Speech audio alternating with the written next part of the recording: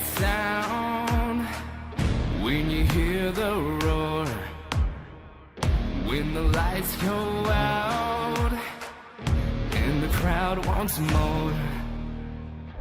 Hear it all get loud, fire in my veins as the clock is ticking down. It's game time now. Let's go. We are the champions. Come on, come on. Yeah. We are the champions. We are the champions. Watch us fight, and it's gonna get loud. Yeah, it's gonna get loud. When the champions walk and you hear me rock, then you know that it's game time.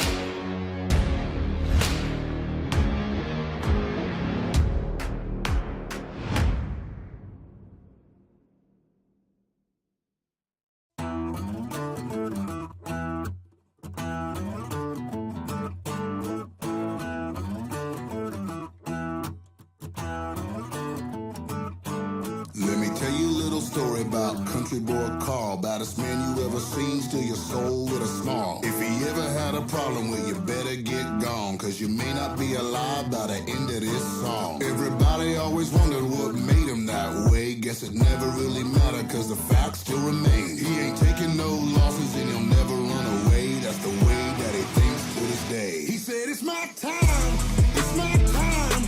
I won't lose and can't stop my drive.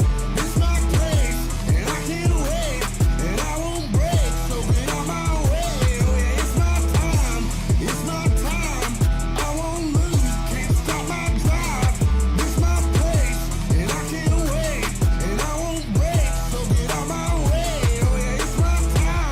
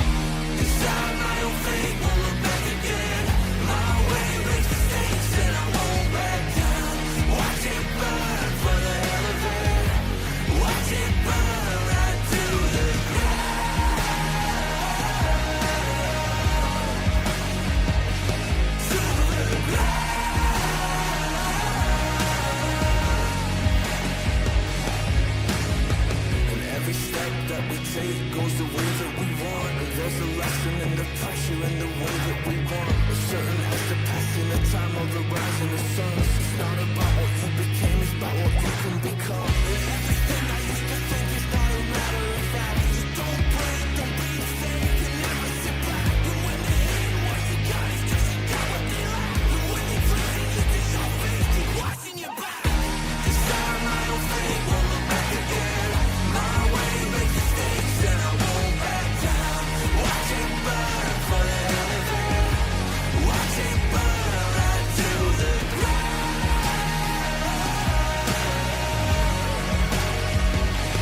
To the ground.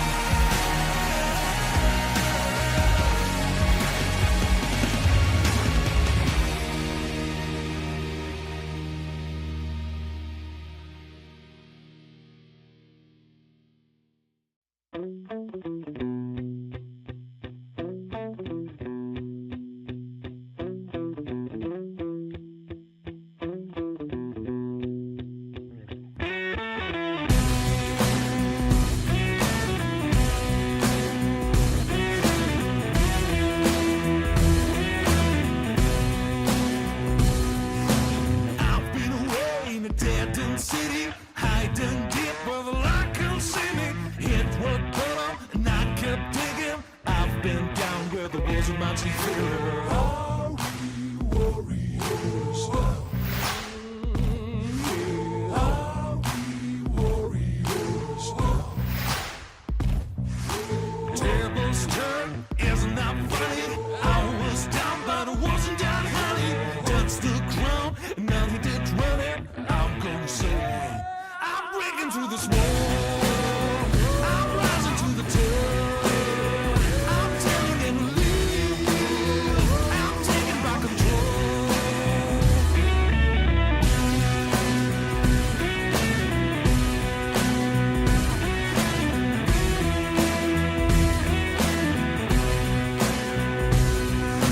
There's no roof and there's no limit. Don't need a plug, come on, let's swing it. We'll rise up, coming out swinging. Brace yourself, this is only the beginning. Set and go, my drive isn't counting. Don't need time, I'm ready, honey. It's my show, it's my homecoming. I'm gonna say, I'm breaking through this wall. I'm rising to the top. I'm turning in the leaf. I'm taking back control. And I'm breaking up a mold. No way I'm not gonna stop. I'm turning the heat. I'm taking back control.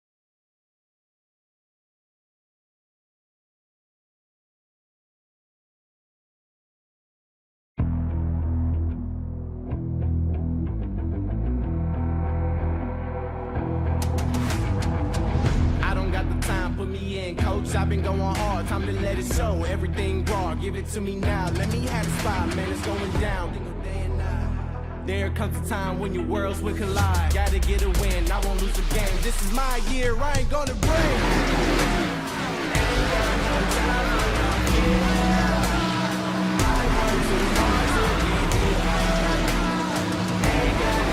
for no fear.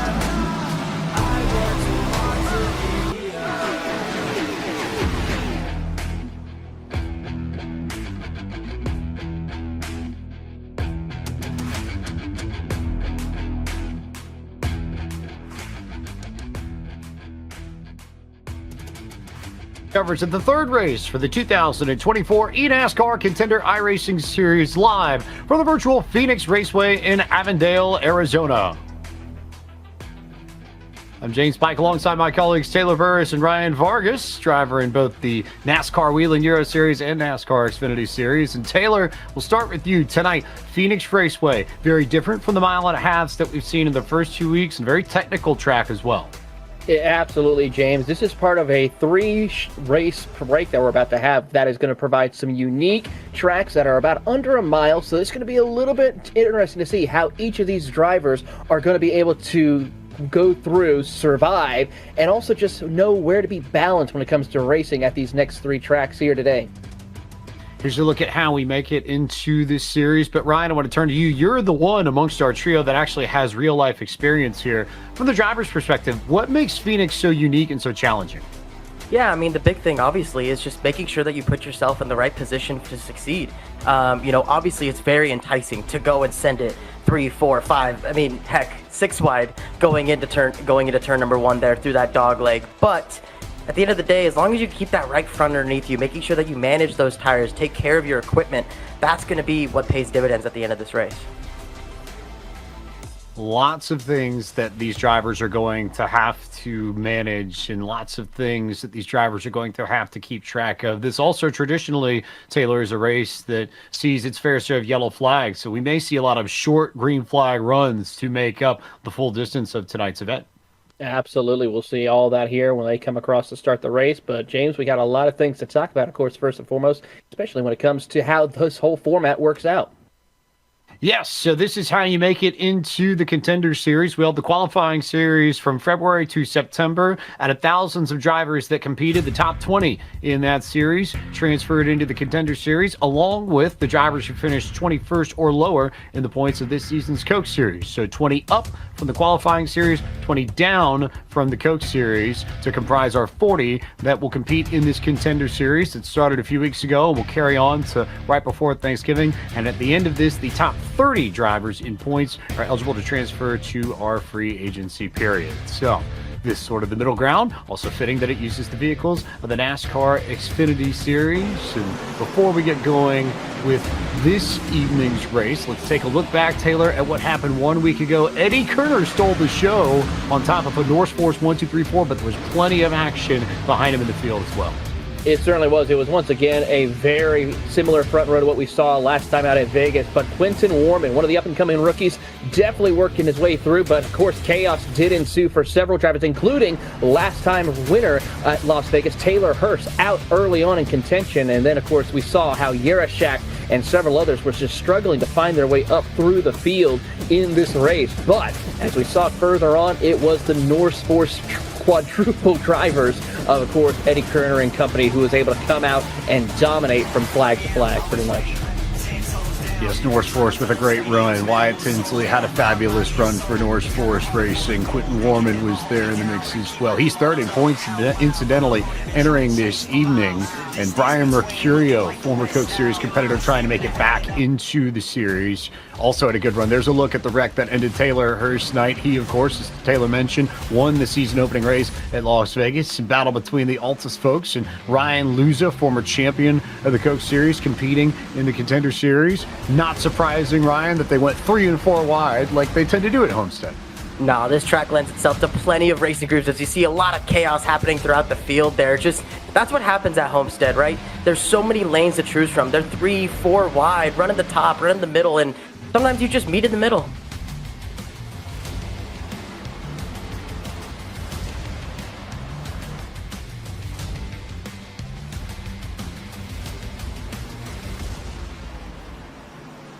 One thing also to keep in mind as well, James, as we see here as they work their way around the circuit, but there we see Eddie Kerner utilizing the traffic as well as pit strategies to be able to hunt down Tyler Gary, who was one of the other competitors who put on a decent showing at certain points, but unfortunately ran into problems. And then Brian Mercurio also with some strategy. But of course, Eddie Kerner coming out on top in a dominating fashion with the North Force team as he burns it down, and now he's your new points leader going into this third round of the Contender Series.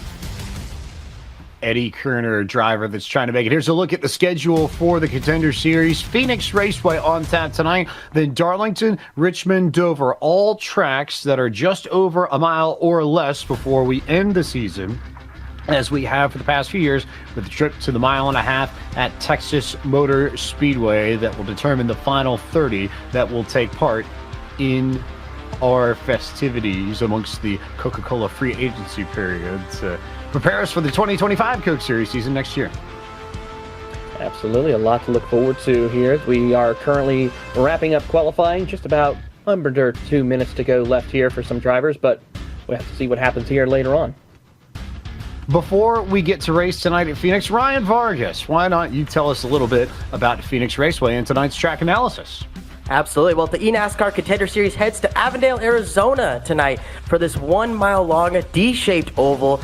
Making the turns in turns 1 and 3 and 4 are about 10 and 11 degrees. Turn 2 is 8 to 9 degrees, with the straightaways being about 3 degrees. This track opened in 1964, and last season's winner is Vicente Salas.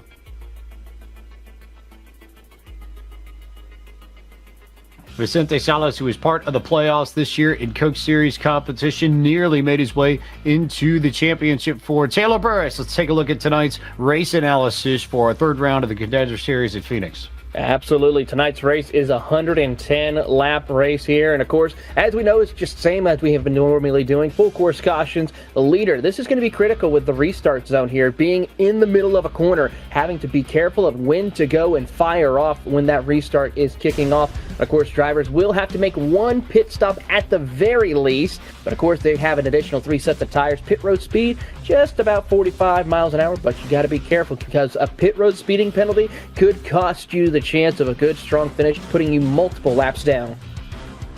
This is a track that can go a lot of different ways, Ryan. Sometimes in this Contender Series race, we've seen these races go for long green flag stints. Other times we've seen them go for lots of short bursts with caution. So I think if you're coming in as a team or a driver, it's very hard to predict and set a strategy. And I think you need to have multiple game plans to be able to pivot depending on how this race plays out. Yeah, I mean, at the end of the day, a lot of these guys, they know that at the end of this season, the top 30 go into that free agency, right? So everybody's going to be playing a game of, well, do I push? Do I push? Do I push tonight? Do I go and run in the middle of the pack? Do I risk being damaged? So it's always a bit of a struggle trying to know where you want to be in the field, but it's about surviving those restarts, surviving being 4 and 5 wide. But also, if we do get a long green flag run, say we end up getting that long run that we need. Now, how do you manage that? When do you pit? When do you manage your stuff? So it's going to be an interesting deal to see how this all works out. 110 laps of action on hand for the drivers of the eNASCAR Contender iRacing Series, who are set to take to the track in just a few moments as qualifying has concluded and the drivers are beginning to strap into their vehicles and get ready for tonight's race. 3rd of 7. So crazy to think here that we're not terribly far away from the midway point of this Contender Series already. But tonight it's Taylor Hurst who will start race number 3 the same way he ended race number 1 in this season, on pole with a fast time of 26.705 seconds. Ryan Luza looking for a good run to turn around his campaign. Starts on the outside of the front row. Logan Clampett, Dylan Alt, and Colin Mountain, all with top 5 qualifying efforts. And Colin Keister out of Frostburg, Maryland, putting in a solid run for Dead Zone. In row number 4, we'll see Agno Phillips with Malik Ray in the 8th position. And then, of course, Brandon Houck and Timothy Holmes rounding out your top 10. Garrett Maines, Cody Pius in 11th and 12th. Lining up on the inside of row number 7, you got Connor Euroshak. Then you got Eddie Kerner, last week's winner, lining up to his outside. Inside of row number 8, Quentin Warman. To the outside of him, Wyatt Tinsley. Matthew Zwack rounds out the inside of row number 9.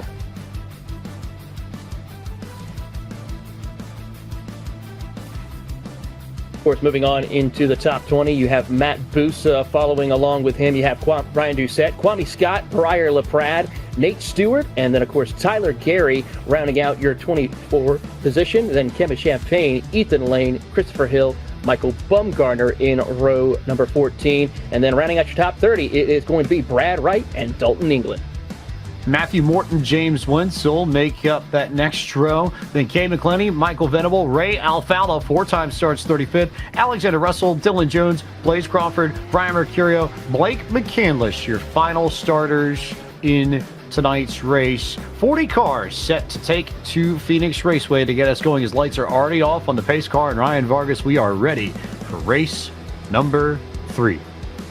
Man, it's going to be a heck of a start here. These guys are going to be really jostling for position because right now there's no tone for this race. There hasn't been a start. There hasn't been a restart. There hasn't been that tire wear. What is going to happen on this initial start? That is what's going to set the tone for the rest of this event. Taylor Hurst out of Winston-Salem, North Carolina, to lead the field to green and try and make it 2 out of the first 3 for Lockdown Racing. Ryan Lucia to his outside, then Logan Clampett, Dylan Alt. Plenty of Coke Series experience amongst our top 5 when you include Colin Ballard as well. As the green flag unfurls, the cactus lights up. We're underway for 110 laps of the eNASCAR Contender iRacing Series at Phoenix Raceway. And they go 4 wide already into turn 1, almost on cue. Ryan Vargas talked a lot about that in our pre-race, but Hurst is able to maintain that lead. But look at the way Clampett's already jumped to the outside and tries to roll momentum off that high line. Clampett really has had a great momentum on that outside. He's been having a pretty decent season here in the Contender Series, looking to try to make his return back to the eNASCAR Coca-Cola iRacing Series. How about Dylan Alt going to follow through as we pick up this 3-wide battle with Timmy Holmes, Agno Phillips, and Colin Keister throwing Malik Ray as he tries to squeeze Holmes on the inside. And you notice there, Ryan, I think it's worth bringing up, especially from the driver's perspective. A lot of teams, a lot of drivers are going to use that apron as Ryan Luza comes down pit road to serve a penalty early on in this race. How detrimental that could be to his run this evening. But as they come back around, back to the front stretch here into the dogleg, a lot of these drivers will come down onto the apron and then back onto the banking, and that upsets the car a little bit. So if you're driving this, Ryan, how difficult is it to maintain your car and make sure that you keep it straight going over those bumps, especially as we go through a long green flag run?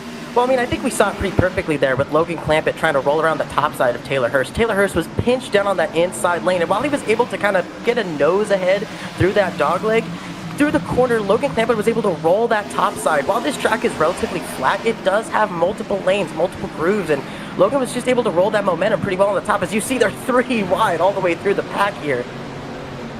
It's Garrett Maines, Timmy Holmes, and then Cody Bias on the high line there. And that high line's been able to get some good runs early. And traditionally, especially as I think about recent races here, both in the Contender Series and the Coke Series, that high line, especially coming out of turn 2, Taylor, that's where you want to be if you want to carry momentum and gain a spot or 2 down the backstretch. It certainly is, but the thing is, it's only guaranteed for a few amount of laps around this circuit.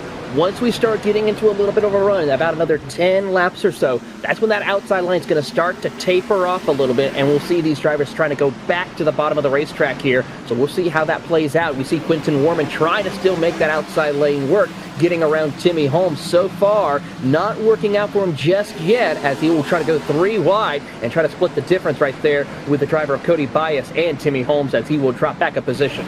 I think Taylor makes a really great point, Ryan, and I want to come back to you on this because you do have to balance tires a little bit. You talked a bit about it in pre-race. So how hard is it, and how do you determine the degree to which you balance tire wear to the degree with which you try and push and make up track position?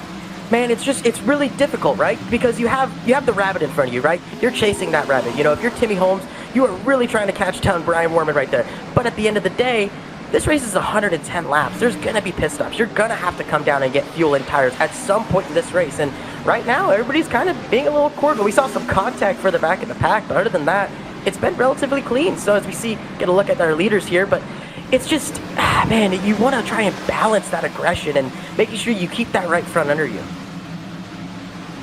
Good look at your first 2 onboards there for Trabuco Canyon, California's Logan Clampett, Winston-Salem, North Carolina's Taylor Hurst. Top 2 cars on the racetrack. Don't forget Sacramento, California's Dylan Alt, racing for Nexus Esports in 3rd, just off the rear bumper of Taylor Hurst. But I think the more important thing, we got a great shot of it, Taylor, down the back straightaway. Basically, the top 15 cars, for the most part, are single file already. There's not any side-by-side battles until you get to about Brian LaPrade, currently scored an 18th.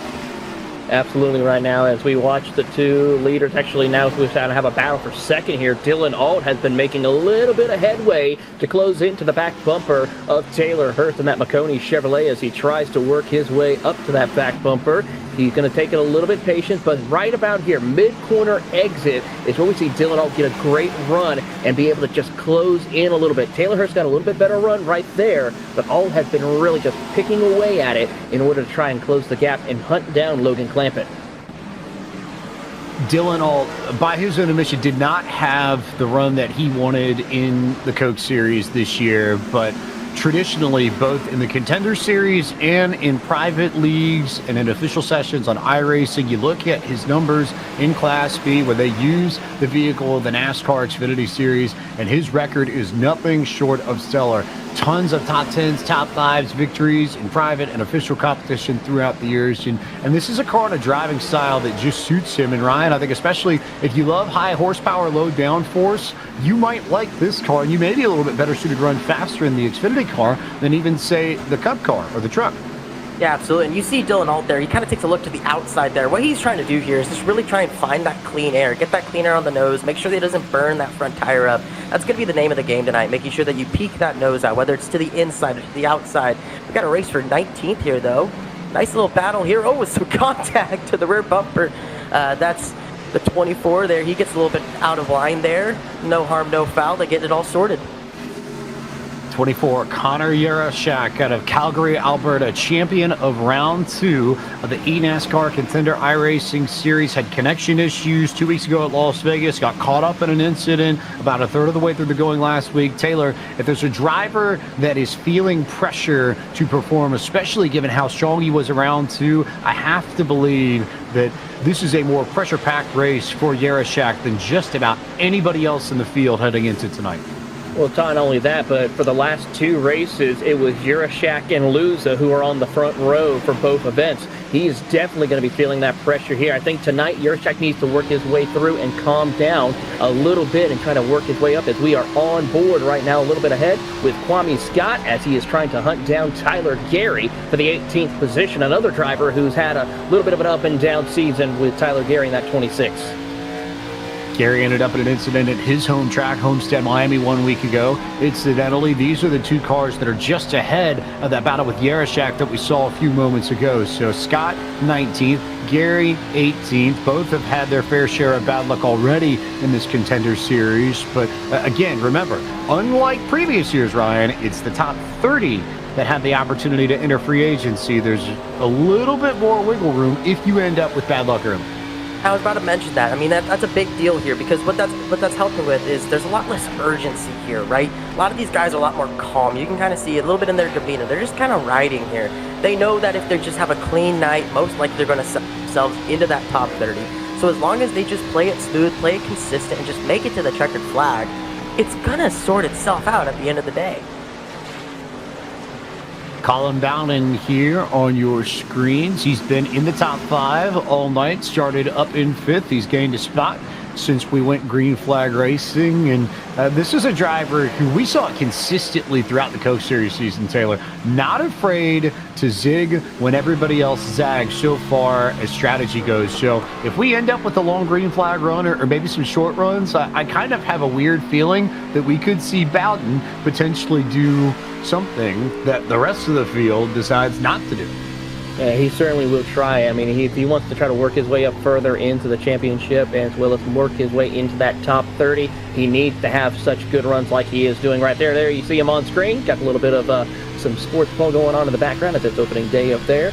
And we'll see what will happen to him as he tries to hunt down Dylan Alt there. Look at him going right up against the outside wall. So critical for him to try and just get that momentum off corner exit. And look at the run that he was able to collect by going up to the top of the racetrack and then diamonding the corner to be able to close that gap on Dylan Alt. And he has really picked up the pace.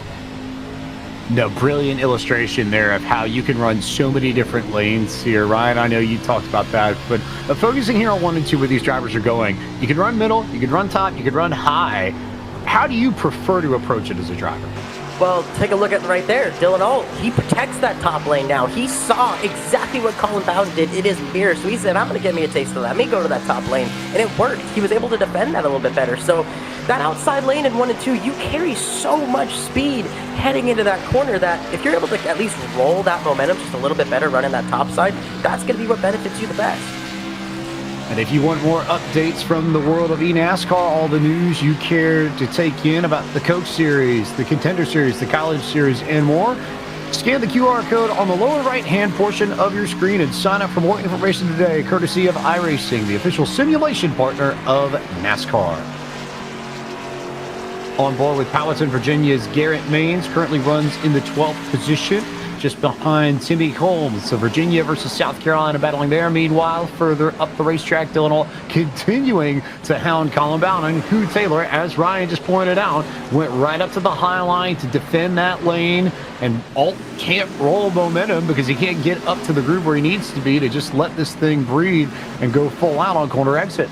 Yeah, I was watching Bowden making the pass to get around Dylan Alt, and now Alt is starting to struggle just a little bit. He's now about to fall into the clutches of Eddie Kerner, your points leader. Colin Keister right there, not too far behind. But this time, look at Kerner. He's going to go to the bottom, try to hug that yellow line as we go further back for a battle for 26th position between McClenny, Stewart, Mercurio, and Ray Alfala. Alfala needing to have a good night as the caution is out. Trouble for Timmy Holmes.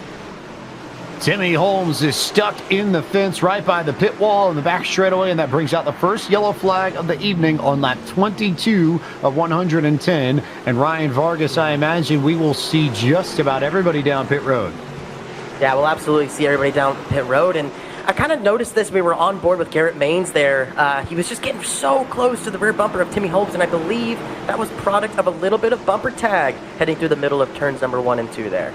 But here they are. They're all coming. Field works their way down onto pit road as they continue to do so. Of course, mind the speed, 45 miles an hour. And as they work their way through, we'll see the Team Conti machine of Logan Clampett make his way into the box with Taylor Hurst right behind. And of course, Ryan, we'll see how we'll win this race off pit road. Yeah, as you see, everybody's kind of filing back through. They're coming down to their pit stop. We're going to get a replay right here. Got Timmy Holmes in the 6, Garrett Maines in the 12, and Garrett Maines just gets a good roll through the center. Starts feeding the throttle and just nicks the right rear quarter panel of Timmy Holmes, and that's what sends him around. It looks like Garrett Maines also may have collected the outside wall. Not too much damage on Timmy Holmes' machine, though. I think that's one of those things where you come down pit road, get yourself 4 fresh Goodyear Eagles, and get back after it. Take the damage repairs and move on. And I think the other thing I noticed, Taylor, I also think that wreck is a byproduct of the different lines that you can run, because 1 and 2 here are so flat, and even with the apron, you can make anything underneath the yellow line work to a point, and we've seen that in real life when we come here, especially for the course of NASCAR Championship weekend in November. So that's maybe not as exaggerated of an example as what we could potentially see later, but one of those things that I think you have to file away in the back of your head, that if people are willing to be that aggressive when we have 20 laps on the board, what happens when we have 100 laps on the board, 105 laps on the board, and so on and so forth. Yeah, I think right now we may see some drivers go down to that yellow line, maybe test something out if they have the opportunity to try something, because it is a good time to do it early on. But of course, towards that end, like you pointed out, that's where we'll see those brave, aggressive moves going down there below that yellow line and try to see how far they can send it without causing incident in the late stages of the race. And for more information on the eNASCAR Contender Series, Coca-Cola iRacing Series, and the Qualifying Series, and the College Series, log on to iRacing.com/eNASCAR today to get up to speed with everything on the world and in the world of eNASCAR. As the pace car comes back down pit road and you run down this back straightaway, one of the longest runs up to a restart zone, if not the longest that we have in all of eNASCAR. So plenty of room for Logan Clampett to set this up the way he wants to and get a good run and take off and go. Waits and waits and waits and goes just after he enters the restart zone. We're back underway on lap 26 of 110, and Dylan Alt got a great jump behind Clampett, and Alt, I believe, will be able to take that Sunoco machine to second. It's a good run through here as they will go side by side. A little further back for third. Taylor Hurst trying to power his way around the outside of Colin Keister. Not going to work. Trouble, though, further back. Couple of cars. Michael P. Frisch and others get together. and the caution will come out for the second time. Michael P. Frisch goes around with company on the back straightaway, and we have our second incident almost as soon as we had the first, except this time, Ryan Vargas, there were a few more drivers involved. Man, that exit of turn number 2 closes up so badly. It happens in real life, and very clearly it happens here on the sim. You go into that corner fresh off the restart. You're 3, you're 4 wide, and then you funnel into this really tight exit. That wall actually turns in, believe it or not, coming off of turn number 2. So it doesn't surprise me that we saw an incident there. I'm surprised we didn't have one on the first start, if I'm being honest with you. So just looks like a lot of cars trying to go for the same place.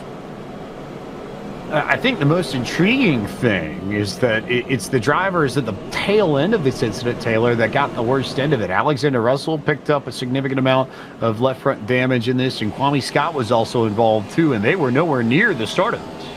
Yeah, that's the detriment of when you're racing towards the back half of the field right here at Phoenix, because when they wreck off of turn number 1 and they just start basically colliding together and causing this big issue where you don't have anywhere to go but just hit the brakes and hope nobody behind you hits from behind.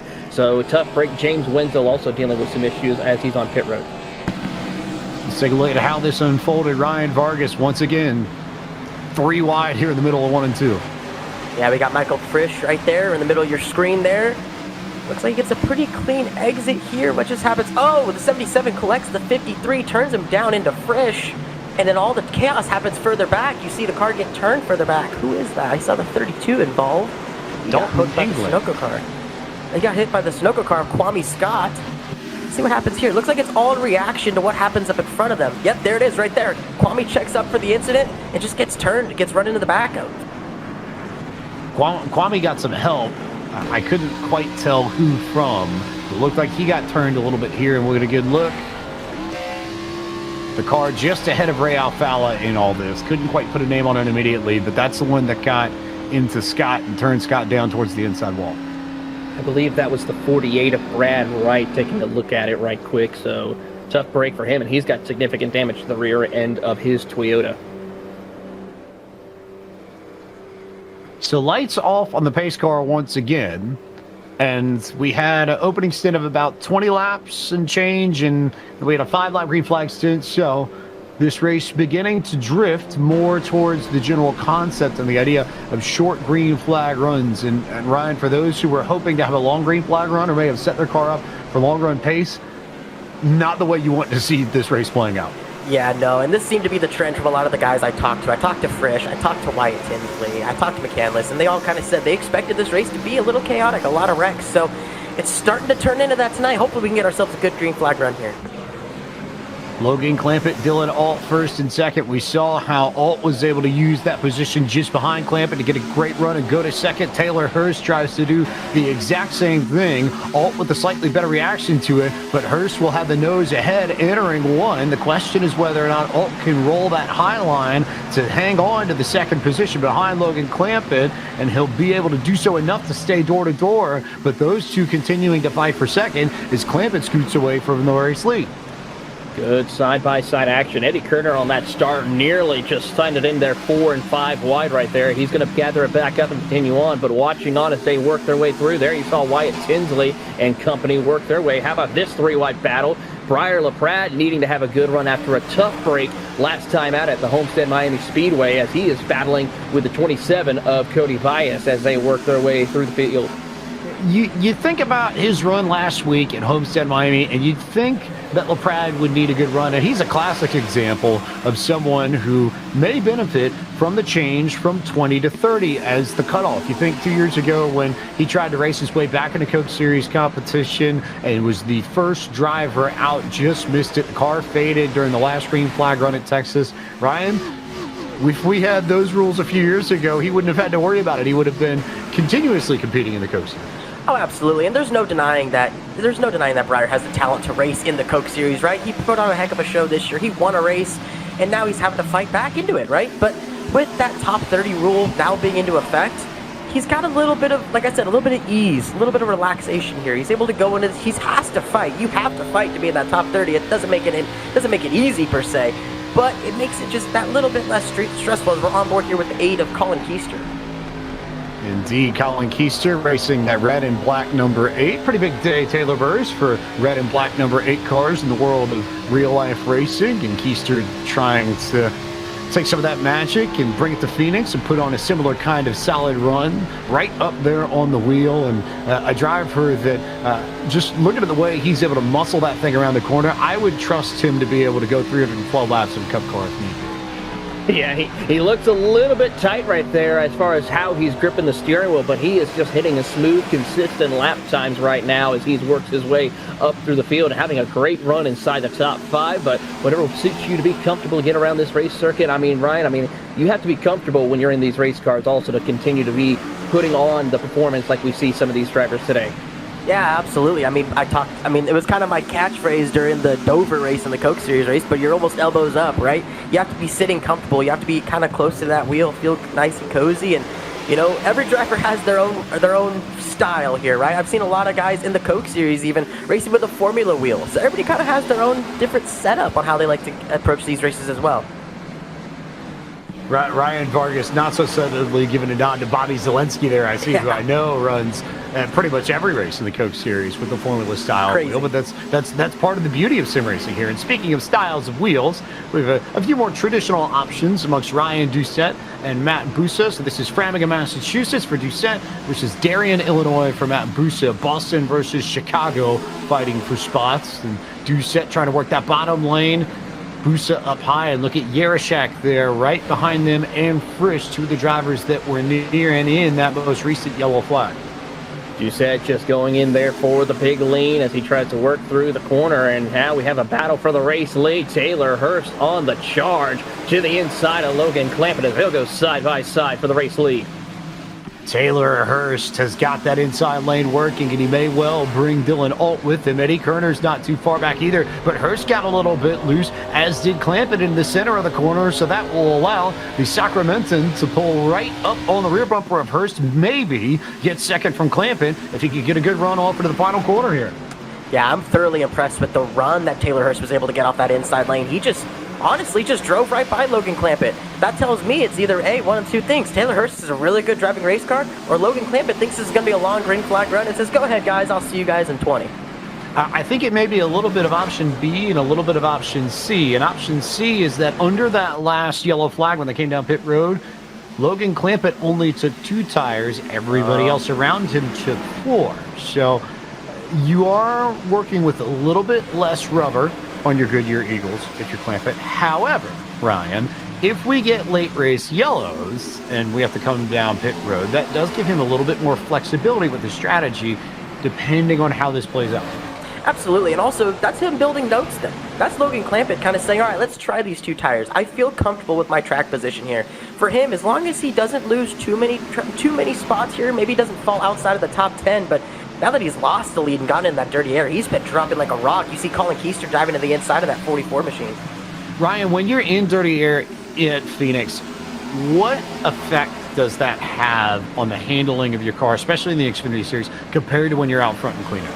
Well, this track always lends itself to being more of a tight racetrack, right? You're really much leaning on that right front tire, and that dirty air, that just amplifies it 3-4 times as much, right? And so the biggest thing here is just making sure that you keep that nose out. Keep a little bit of a nose out. Get that air on that nose to plant it. That's the biggest thing that you hear a lot of these guys say is they want to plant the nose. And now you see here Malik Ray also going to the inside here, diving down to the inside. He's going to have, honestly, it looks like it's going to be a pretty easy pass here if he's able to get to the throttle pretty good. Looks like he's going to roll right there.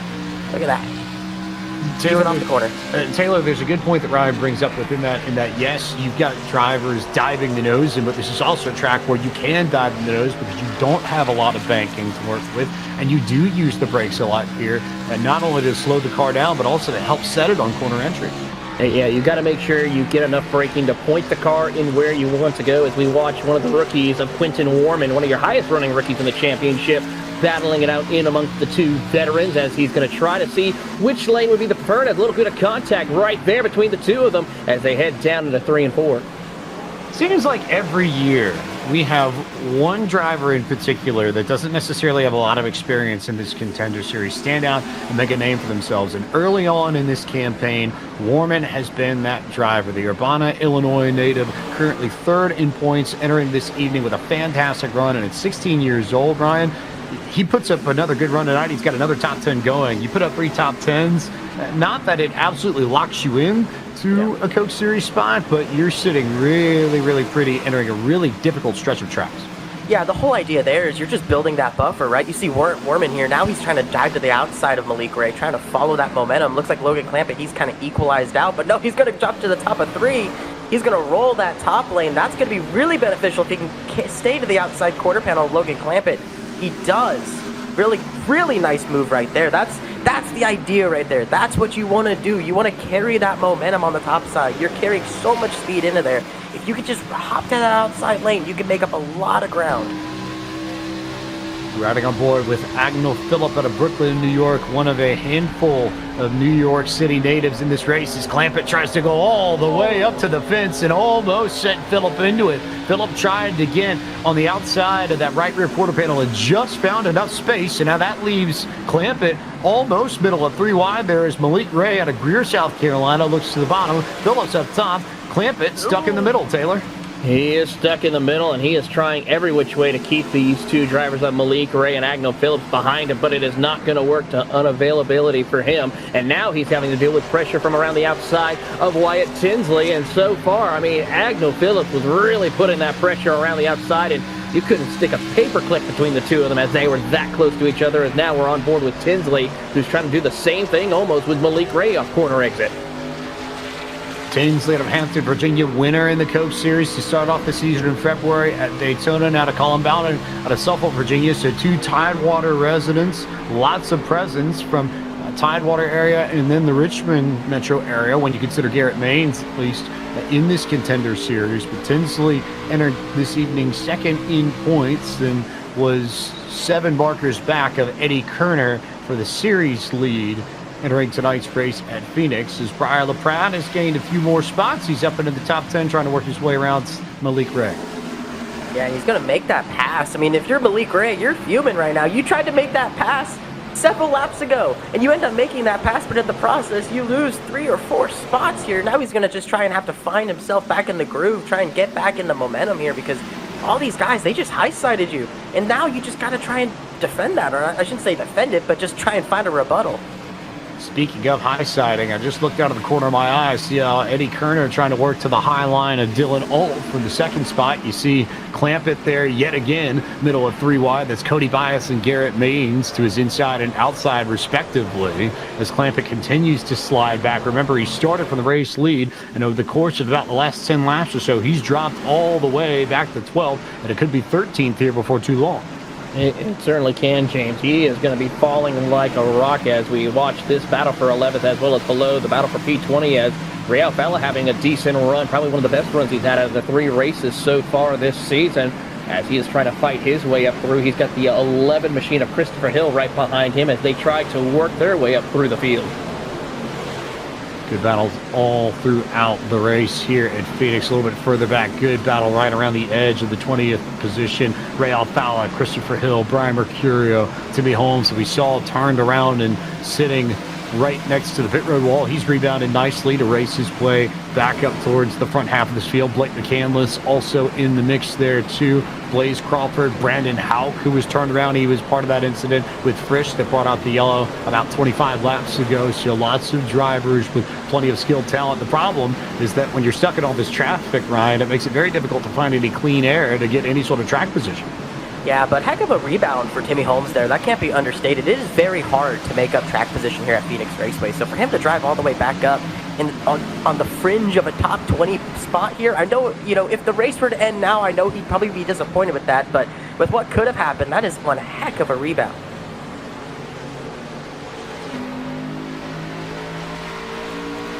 Riding on board here with Timmy Holmes as he works his way across, and he's got a little bit of a blockage for him as he's got Hill and Mercurio, and then Alfala. He's going to try to split the difference there, Ryan, as he's trying to find the opening. Just can't quite make it stick, though. Yeah, it looks like he's going to jump to the top side following Mercurio around Hill there. just it's like we saw earlier with, oh man, it's Timmy Hill. That's that bump. That's that transition coming out of the dog leg there. He just got a little loose with the dog leg. Very interesting to see. That's the first time we've seen that all night. But that top side, it just has so much momentum. If you're able to follow those cars around, you can definitely pick off a lot of spots. Timmy Holmes there to the outside, working his way through the field. The driver out of Conway, South Carolina, not terribly far away from Myrtle Beach for those trying to pinpoint some geography. Christopher Hill there, Ray Alfala, nose to tail. McCandless in the mix too, and Mercurio just ahead of them as we now go on board Eddie Kerner, who is starting to reel in Taylor Hurst. He made the pass on Dylan Hall for second.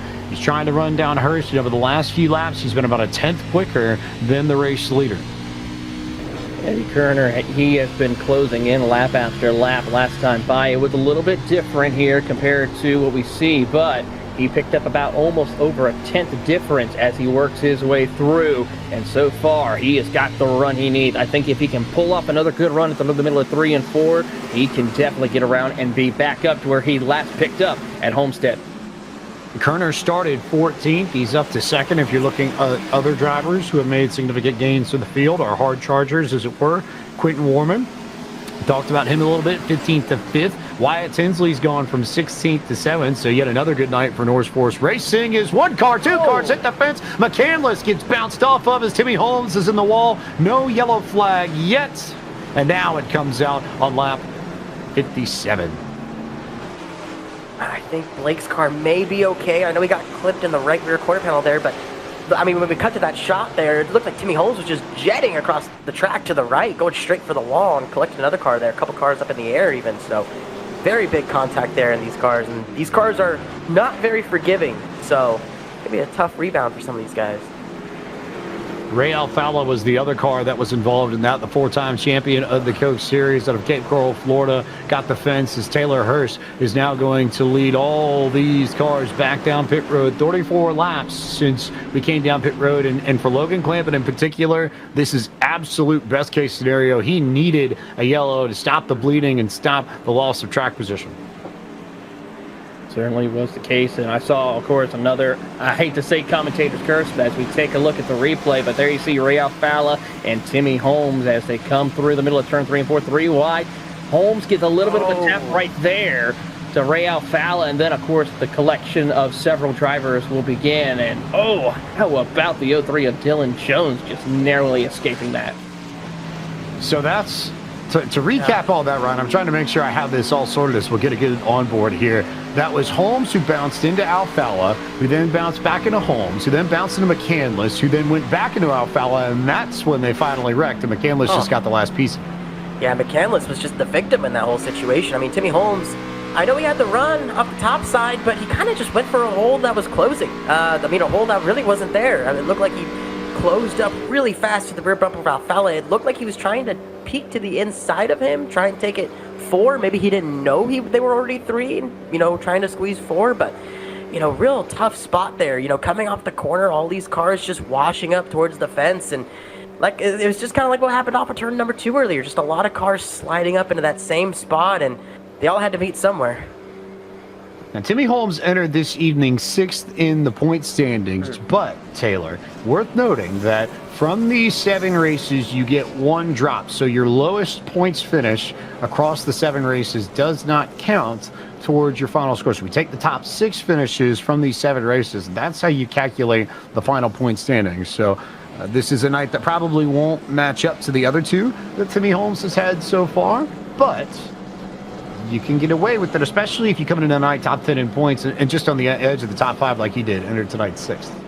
Yeah, it's going to be critical for him to try to be careful with how he goes about it, though. And he's got to make sure he doesn't have any more mistake ahead of the rest of the season. We're getting to a couple of more tracks that are just as difficult and can provide a whole lot more chaos, such as Darlington and Richmond, who are next up on the schedule. So those 2 tracks, those are the ones you want to try to have a little bit of a cushion going in, and here not having a good finish for Timmy Holmes could be detrimental, and if he doesn't play his cards right for the rest of the season, this could be the one that he looks back on and be like, it could cost me the chance to return to 2025 Coke Series.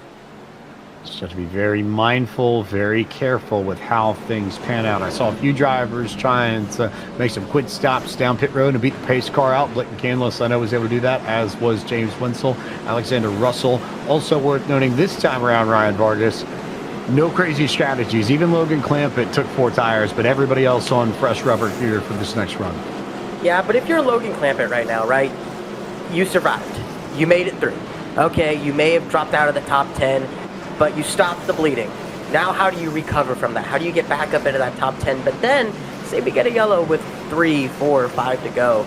Now you have that in your memory bank. Now you say, okay, maybe I do try these 2 tires. Let me try a little bit something different to get that track position, because it held on for a few laps. But after about 8, 9, 10 laps, it started to really be a detriment to Logan Clampett. And let's not forget that Clampett had one of the fastest cars on fresh rubber when everyone else was equal on tires with him before he wanted that strategy too. So plenty of reason to believe that he's got a car strong enough to make a run back to the field as we go back to green flag racing. 50 laps to go, just past the halfway point here at Phoenix, and yet again, inside line with a good run. It's Alt who will have the advantage into the corner, but will Kerner make the big move there, as I thought I saw contact between Colin Keister and Wyatt Tinsley just a little bit further back. Well, you got to throw in the factor of Quentin Warman. He was getting up there, putting his elbows out of one. Oh, big one! As we see Garrett Maines, Tinsley, and Moore collected in the big one here at Phoenix. A proper track blocker on the back straightaway. Tinsley went around, Maines went around. There were about 5 or 6 others that got caught up in that. Yellow flag back out with 48 laps to go. That was just a lot of cars meeting in the same place right there, and that couldn't have happened at a worse spot. It happened to Wyatt Tinsley, who was running within that top 10 zone, and just a lot of cars with nowhere to go, and that obviously stacked up a lot of them and really tore up some good race cars.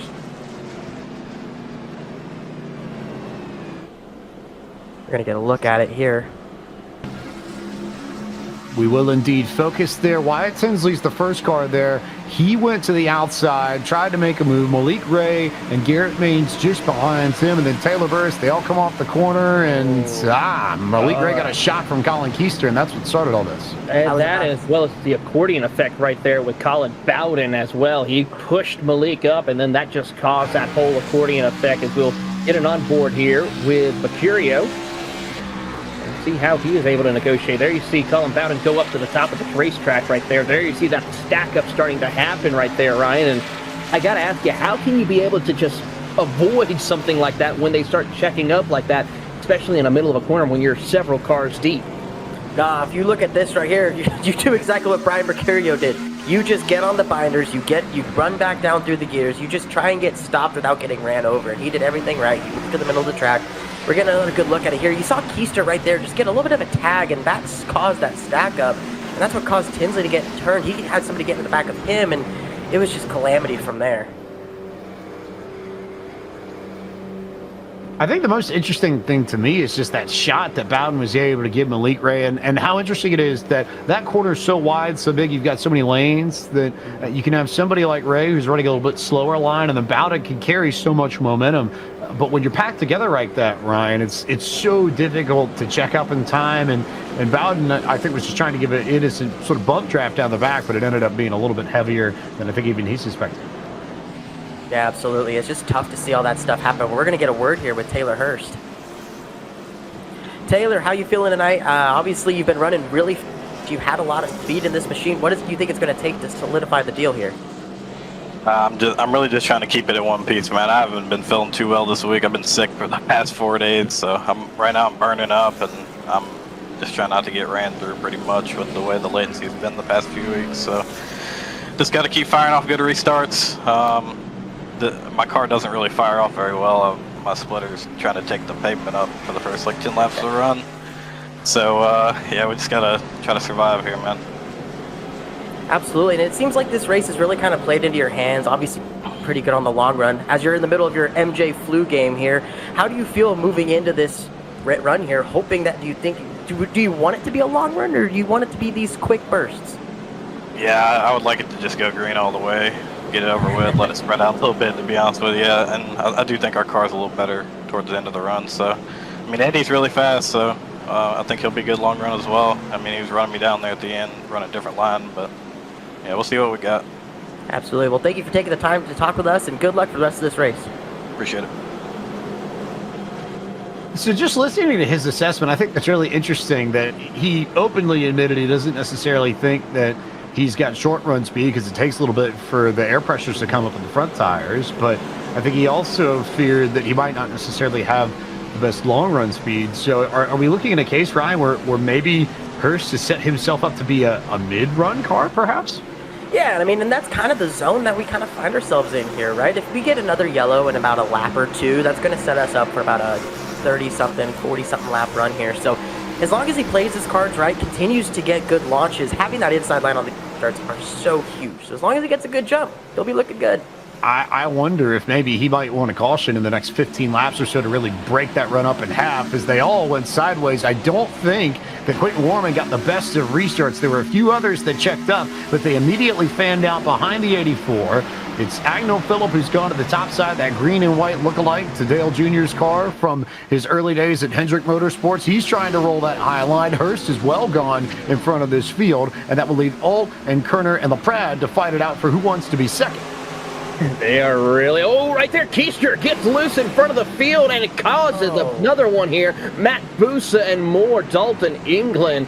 And, just absolutely a tough break. But I have to say, Keister might have got away with some of that situation. But I hate to say for a couple of others, tough break here. He has damage. I think that could have been worse. It's also not great. I'm not quite sure objectively where you assess that when you end up being pinballed the way that he was. And that's interesting there for that to start exit of the final corner here, Ryan. Not necessarily the most common place for a wreck to start. Yeah, but I mean, that's also one of the products of, hey, the car behind you had a really good run, and you're sliding up in front of him. Let's see right here, Logan Clampett, he gets a really good run, and just kind of lays into the right rear quarter panel there. I can't really see anything that Keister did wrong there, just kind of wrong place, wrong time. As you see a lot of good cars get stacked up right there. I saw Brad Mercurio also get tagged in that. So you see they're all filing into turn number 3. Yeah, he just slides up in the middle of the pack. Nowhere for some of these guys to go. Oh, man, excellent avoidance, though, for Mercurio. I said he got tagged, but, man, it could have been a heck of a lot worse.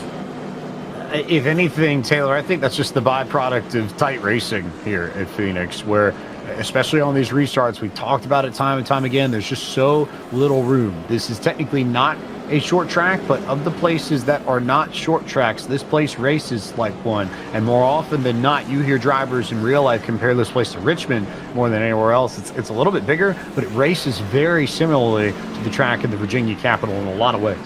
It really does, and just by how well, especially when you're coming off corner exit, you got to be careful with how you manage the car off, especially right here. 3 and 4 is kind of that Richmond feel when you're trying to just work your way up the racetrack off corner exit, and how it just banks and curves when you're coming off through the middle of the tri-oval here and the front straightaway like Richmond is. Same thing with 1 and 2. You got to be careful with how far that car will push. And we've seen that time and time again here today, where cars just start to push up that racetrack and then can easily snag that outside wall off turn 2, exactly like how we see at Richmond. As these cars continue to work around under yellow flag, worth noting some of the drivers who have significant damage under this yellow. Garrett Maines, Wyatt Tinsley, Ryan Doucette, Matt Busa, Colin Keister, Colin Bowden, Timmy Holmes, Dalton England, James Wenzel, Blaze Crawford, Brad Wright, Ray Alfala, and Kwame Scott are out of their vehicles and do not look likely to return to tonight's action, so they will almost certainly end up 39th and 40th respectively. Especially for Scott, really tough start to the season for him. Did not need a bad run here. He's already going to be dropping something between this and Homestead, Miami, and this will make it even more difficult for him in the next 5 races. Yeah, that's exactly not what you want. I mean, we talk about having that drop, right? You like having that drop. You like having that little bit of a safety net, right? But you don't want to have to use it. That's my thought process with these drop races is, it's nice to have, but you don't want to have to lean on it. And if you're a Kwame Scott and you were already banking on Homestead being your drop, man, it's going to be a rough rest of the season for you. And especially in this series where you don't have as many races, statistically speaking, you look at the history of Contender and of the Pro Series, its predecessor, those who end up with trouble early on in this series end up having a more difficult time making up that ground than those who end up with a bad day and say the middle of it or end with a bad day. Yeah, absolutely. It's tough to, once you have that cushion, right? Once you start the season on a high, getting a couple top 10s, top 5s, having that good run to start the season, that launches you up the totem pole, right? But when you start the year at the bottom, it's a heck of a lot harder to make that climb. The mental game becomes that much tougher. What kind of mental game will we see from our flu game driver, Taylor Hurst, who gets another good restart? Good jump there as Brian LaPrade is beating down the back bumper of Dylan Alt off that restart. LaPrade got a really good jump. He may well shove Alt up into second. Alt to the outside of Kerner. Kerner tries to slide up, doesn't have enough momentum. Alt will stay alongside him. And Quentin Warman, who we've talked about a little bit, but consistently just been sitting there in the top 5. He's in a great spot again on the inside. Second car down on the bottom, working his way towards the front and then spins off the side of Brian LaPrade, and Logan Clampett ends up hard into the fence, and the yellow flag comes out again. And Ryan, if that's not an example of the commentator's curse, with all due respect and apologies to Warman, I don't know what is. Man, and look at that. Logan Clampett, the fastest car tonight. He did that risky strategy earlier in the race. 2 tires dropped through the field. Now had to fight his way back forward, and he is out. He just towed right there, and I think he might be done for the day. I mean, that's the risk. It's so tough to play these games, and man, now he's just a victim of a big wreck here in the mid to late portion of this race. Taylor, that makes me wonder whether or not you really just want to value track position and whether or not it may be worth it to stay out to stay ahead of some of these incidents instead of trying to get fresh rubber and putting yourself in a position where you have to race your way back through the field. Yeah, we're going to first take a look at the replay here as they work their way through. They've been out there for about 15 laps, but yeah, we see Quentin Warman dive it down to the bottom of the racetrack, and then right there, both of them just come together, and Warman just unfortunately couldn't turn the car back straight. And there, and you see Logan Clampett go for the spin cycle. Eddie Kerner, same thing with Garrett Maines going around multiple times like a top as he tries to go through as we ride on board with Malik Ray. And there you see the smoke, and hopefully you can daze a thunder it a little bit, which we see Malik do perfectly, able to avoid all of that. But to your point, though, James, about staying out on the racetrack, you kind of want to do that here in this stage of the race with how many laps are left to go. Also worth noting, especially as the qualifying series round 2 champion, I saw Conor Yarashak pick up a heavy amount of damage. He's the one that got right directly into the back of Clampett and sent Clampett up into the outside retaining wall. So that's 3 races in a row where Yarashak's been caught up in an incident, and now I quite frankly think it could be very difficult for him. He's going to have some wild top 10, top 5 runs almost throughout the duration of the rest of this Contender Series to have a shot at getting in.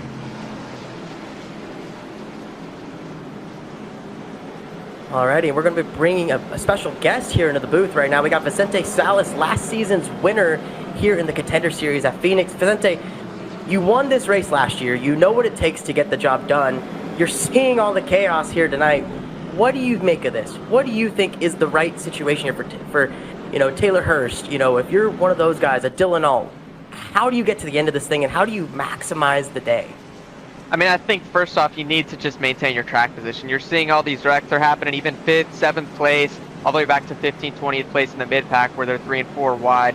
So I think for those guys, it's going to be very key that they maintain that track position inside the top 3, because it's better for them to get into turn 1. They get in cleaner. They get kind of spread out there in the top 5. So really just that safety. And I think for Taylor Hurst especially as well, it's going to be important for him to hold the lead if he wants to win this race, because I don't think these cautions are going to stop anytime soon. And one thing I want to poke your brain about, because obviously last year you went through the ringer of having to fight for that top 20 spot. Now it's the top 30. They're going into that driver. Do you think, as a driver who's in the Coke Series, do you think that alleviates some of the pressure for some of these guys? Or do you think it's still go, go, go, I need to be up there? I think it's a two-way street. I think on one hand, you're right, it is safer. Top 30 makes it in, 75% of 40 makes it in. But at the same time, with 50 people in the driver pool, it's also going to change the fact that 10 of those guys aren't guaranteed to ride in the series. So you're going to want to show out in this series. You're going to want to show that you can get the job done, that you can win, do whatever it takes. And I think that's what you guys are seeing right now. You're seeing guys get aggressive because all these points are going to matter when a team looks at them and sees that they can do their job. Absolutely. Absolutely. Well, Vicente, we're going to let you hang out with us for as long as you want, but we're going to get ready to take the green flag here. Taylor Hurst gets a really good jump on the inside. So Hurst got a great jump on that restart. It's Alt to the bottom, Kerner up top. Agno Phillips now taking that spot on the inside where Warman was before our most recent yellow. And then Brian LaPrade up on that high line. Chente, on these restarts, how aggressive do you want to be to try and maintain track position? Is it all out everything, or are you maybe, hedging your bets just a little bit to make sure you've got something for the end? I think it really depends on who you're racing, because there's guys in this series that are going to give a lot more than they take. Then there's also guys that are going to take a lot more than they give. And I think if you're not moving forward on these restarts, or at least trying to maintain, then you're going to be going backwards, because guys will take advantage of you real quick. You see Christopher Hill jump to that high line. Ryan's talked earlier in this broadcast about the importance of clean air and how it changes the handling of your car as Malik Ray gets punted and nearly hit the fence there and then almost slid back up into Michael Baumgartner. But as these cars work the outside, as you deal with clean air, what does clean air do in your experience to the handling of these cars, and how much do you try and go find it if you don't have it? Clean air is so big in these cars, especially at a track that is as flat as Phoenix is. In 1 and 2 you see guys chasing their car all the way up to the wall, running the yellow line. Just because you don't have to put the wheel in, it doesn't upset the balance and the platform of the car. So, you see all these guys peeking their noses, making sure that they're staggered to the car in front, because it's an essential piece to staying up close to that car and being in position to take advantage of their mistakes. Coming from someone who knows a little bit about taking advantage of mistakes and going to victory lane, winner here 1 year ago in this race. Taylor Hurst still there, Eddie Kerner there. I want to flip this a little bit and focus more on this battle here for first and second, especially from Kerner's perspective. But before we get the chance to see that battle develop, yet again, another incident. So, Vicente, thank you so much for the opportunity to chat with us, and appreciate the time, and we'll see who follows in your footsteps as a winner in the Contender Series at Phoenix. Thank you guys so much. So Vicente Salas, defending winner in the Contender Series here at Phoenix, with some good insight on how to tackle this race, especially for the mid-pack. Cade McClenney, I believe, was part of this. Significant damage to the front end of his Toyota Supra, and the rest of the field, for the most part, staying away from pit road, which I think is interesting in and of itself. But Taylor Burris, let's look at this replay, see how this panned out. Yeah, you see right there in that purple number just below Blake McCandless, James Wenzel, and we're going to see what might have happened here. Just trying to see if he gets contact. Yep, right about there. We see Quentin Warman just come down just a tick because he was trying to avoid McKinley, who has just got up into the wall and unfortunately turns James Wenzel around, who had a decent run last week at the Homestead Miami Speedway. So Wenzel and McClinty with the worst of that. Meanwhile, this field just pacing about, taking off laps. I think if you're Taylor Hurst in particular, you're a big fan of this. He talked about how he didn't feel like he had a car over Eddie Kerner on the long run. Didn't feel like he necessarily had a short run car either. But with the way this is setting up, we're in a really good spot to have a sort of mid-length run, which Ryan is exactly what he said he preferred when we talked to him earlier. Yeah, and I mean, at the end of the day, right, you're seeing all these yellows. You're seeing the desperation, right? And, I want to be hopeful. I want to be the glass half full right now and say we're going to go green to the end. But it's been one of those nights so far with some of these guys. It's been tough. It's hard to guess where these guys are going to make their moves. When you got guys running all the way up against the wall, dive into the apron, it's hard to make that guess. And so a lot of guys are just kind of meeting in the middle. They're not trying to hit each other. They're not intending to go and rough up the car in front of them. It's just product of circumstance. It's kind of how this track races. So, but if you're Taylor Hurst, you're fine. You're just chilling. You just want to keep getting those clean restarts. We talked about how many laps they've run, but at the end of the day, I think we've run in the last 20 laps, 3 laps under green, roughly, give or take. So, I mean, there's not too much wear on these tires. I think that's a good point. Another thing I want to point out here, just looking at this, Brian LaPrade started 22nd, currently running in 3rd. He'll be that first car behind Hurst on the inside when we go back under green flag racing. Taylor, that's been a great place to be. We've seen drivers on the bottom behind the leader be able to read that jump that the leader gets in the box and get a really good run on whoever's on the outside. Absolutely, and that's going to be so critical for those drivers third on back, and even maybe in the fourth position, even though they have to wait on that car in second place to go, for them to go, if they can just try to judge it of how the leader is, because you can get it, depending on how you have your camera settings in car, you can be able to just see the end of where the leader just starts to take that jump and be able to try to keep pace with them as best as you can while staying behind the car in second. So can be critical for that group in the second row of Briar LaPrade and Dylan Alt to see what they can accomplish heading off into one. Two more names I want to point out before we go back to Green Flag Racing. Tyler Gary had a terrible weekend at his home track, Homestead, Miami, 1 week ago, 24th to 5th from the beginning of this race to now. And then Brian Mercurio started in the very last row on the inside in 39th. He is all the way up to the 10th position just by poking his way through these wrecks and avoiding getting caught up in them, Ryan. We've seen him do it on multiple occasions. He's done a fabulous job of finding his way to the front. I was going to say, that car still has a tiny scuff on that left rear quarter panel. He was so close to being absolutely killed in one of these incidents, and now he finds himself in the top 10, and that's a huge night for somebody who's out here points racing. The top 30 is the goal for these drivers to be eligible for free agency in the Coke Series. As Hurst goes, he actually got a bit of a bump from LaPrade. They almost tried to jump it and send him along. Eddie Kerner read that fabulously well. We may have a really, really big battle for the race lead as Kerner's going to try and just send it in on that high line. Hurst gets a good run down low, but Eddie Kerner maybe with the best restart of the night from anybody in that second position so far. He's still there alongside Taylor Hurst.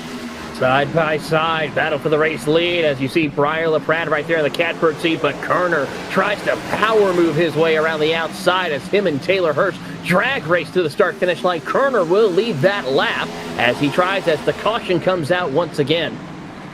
Trouble further in the back of the field. I saw Garrett Maines slowed down. It's Michael Bumgarner that ended up with the worst end of that. What an excellent restart for Eddie Kerner there on the outside. It looks like he's going to retain the lead at the time of the yellow there. Just an incredible start. I mean, he matched Taylor Hurst perfectly. I don't think we've seen a better restart from the outside lane all race long. So that is the difference of a good restart. It could change the entire complexity of your night. Joe Bumgarner gets the worst of that incident. It was Dylan Jones and Colin Keister that were the other two cars involved. And Bumgarner immediately took the tow, heavy front end damage. I would say Bumgarner's night is most likely done. Taylor Burris will take a look and see what happens. Yeah, we'll take a look to see the situation that caused this caution. How about this gaggle of cars? 3, 4 wide. As there you see Bumgarner right there on the outside, and then Keister. And then it looks like Jones along with Garrett Maines. Unfortunately, Garrett Maines, I have to say, has been beaten around like a pinball all day long here today. He is definitely not too happy about how his night's been going for him, Ryan. Yeah, no, he's just been in the middle of all these incidents. And the thing is, you can't really put them on him for the most part, right? I mean, he's just kind of been a victim of circumstance. But that's the product of losing that track position, right? He was up at the front earlier in this race, running within that top 10, top 5 battle, got shuffled back, and now he's been in, it feels like every other incident. Been around a lot of them tonight, and yet still doesn't have the worst run of the world going. 26 currently scored on the pylon, although he's down pit road now, so that could shuffle a little bit as things change. Just Contender this week, but next Tuesday night, October 29th, we've got a big night of racing in the world of eNASCAR. It's the eNASCAR College iRacing Series back for race number 3 of their 2024-25 campaign using the vehicles of the NASCAR Xfinity Series at Kansas Speedway. The time attack is open now through Thursday night, October 24th, and your race will be on October 29th. The age split, of course, broadcast here on eNASCAR.com/live, as well as the iRacing and NASCAR Twitch channels. A little bit of a uniform paint look this year to showcase some of the schools and some great racing too, Ryan. We had a fabulous race at Lucas Oil Indianapolis Raceway Park a few weeks ago. Yeah, I like it. I like the paint schemes. Kind of reminds me of old iRock, right? It looks like a throwback race to me. So, I mean, it's pretty cool to see all the schools get behind this, all these programs. So, just a really incredible series to see so many people get involved, so many young racers trying to themselves up the iRacing ladder. And you've seen it here on the iRacing platform. It's a heck of a show. I'm going to definitely be tuned in next week to watch. Reminds me that I need to get with the folks at iRacing and get my combo of Wake Forest and Belmont Abbey schemes. Abbey Life is good, go deep. So we gotta have those moments in here as we get set to roll. Taylor Burris, any schools you want to give a shout out to? How about Hook 'em Horns? Even though they didn't have a good week against Georgia, I will say. Yeah, it could have been better. Could have been better. But hey, you know what? They are still in a decent ranking right now, so can't go wrong with that. And I imagine we'll see Texas represented at some point. I believe we have seen Texas represented at some point in the college series, and I have to believe at some point. But you've got a student body as big as what they have in Austin. We'll see someone represented in the college series soon. But college from Kansas, and then after that, the doubleheader. This Contender Series heads to Darlington Raceway, and that'll follow up at 8:30. So 7 p.m. college, 8:30 Contender, all next Tuesday night here. iRacing going to broadcast a tremendous amount of eNASCAR to close out the month of October. Eddie Kerner was able to beat Taylor Hurst off pit road. He now is the control car, and the race is in his hands. With 20 laps to go when they hit the stripe. LaPrade, that first car on the inside, who's been really, really strong tonight too. He's got a great setup, great handle on his Ledford Billiard supply at Toyota. So watch those two. We'll see what Hurst can do now defending from the outside lane, as Kerner will be the one to jump in the box, and Kerner took off and he got a great jump, no doubt about it. Hurst did not go at all. He tried to block Dylan All. Look at Cody Bias make it 3 wide for third before we even hit the dogleg. Going where no one goes before here in the restart. He decided to stay where everyone else decided to go down to the bottom. He stayed clear of all the chaos. Now he'll try to work that outside lane as best that he can as they try to go 3 wide, a little further back. In fact, he's on the outside with Luza in contention and Agno Phillips, who's starting to drop back just a little bit here. But this is some great racing amongst them. Luza trying to find his way back from recovery after his penalty in the beginning.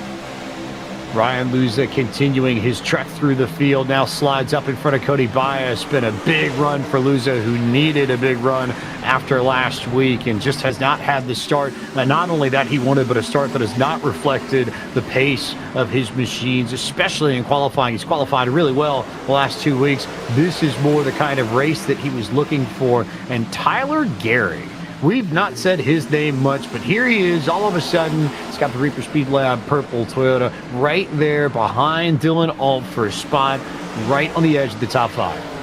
Yeah, Tyler Gary's been sneaky tonight, right? He's been up in this top 10, kind of worked himself up through the field, capitalized on some of these incidents, but that's the name of the game. You have to be in the right position, and Tyler Gary, not only is he in the right position, but he also has a really fast race car. He's actually kind of holding his own in between Dylan All and Ryan Luza, so I'm kind of keeping my eye on him here. But the biggest winner, in my opinion, on the restart, Brian LaPrade. He's up in second place right now, and he's arguably the fastest car on the track. I don't think it's going to be long before Eddie Kerner starts getting a little bit of pressure from that 19.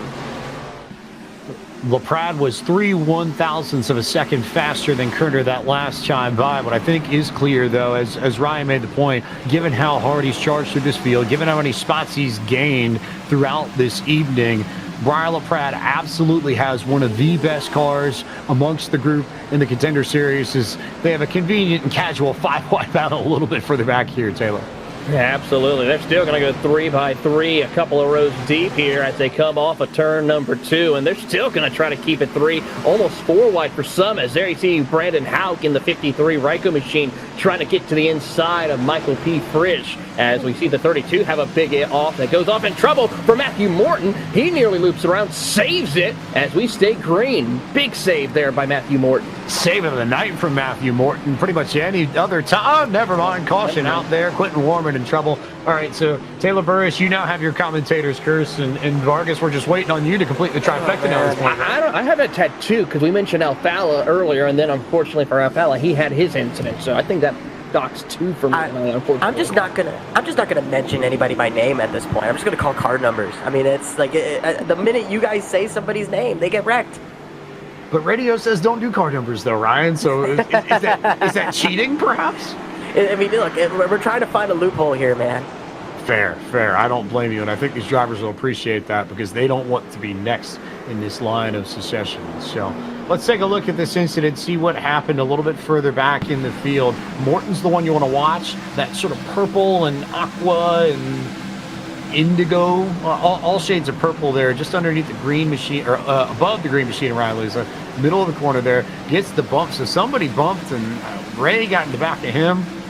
Then it continues on a little bit further down the stretch. Warman's the one that got damaged, and there was contact from Doucette, and Morton ends up involved in it anyway after all of the saving he did.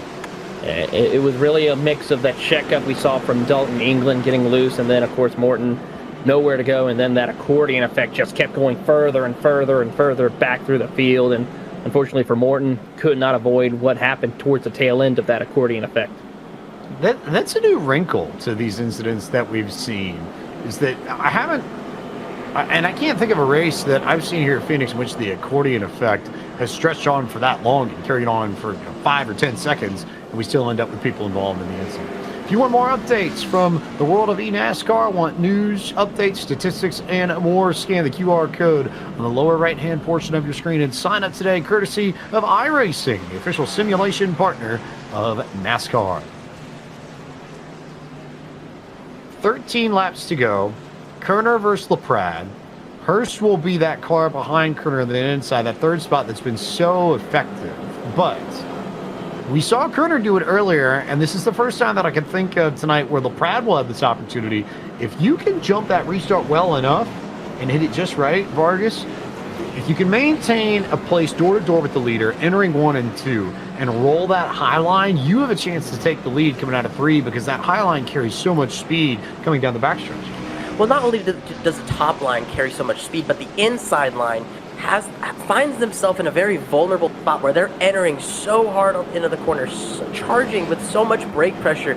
They're really leaning on that right side, leaning on that right rear. They're just dancing on it. They're just trying to find their way through the corner, and when you're in that vulnerable spot, it lets the outside lane just basically just rail on by you, and there's nothing that you could do in that inside lane. So if you're at Breyer LaPrade, you're going back, you're talking to your spotter, you're saying, hey, when does he go? When does he normally take off? Because he's going to try and mimic that.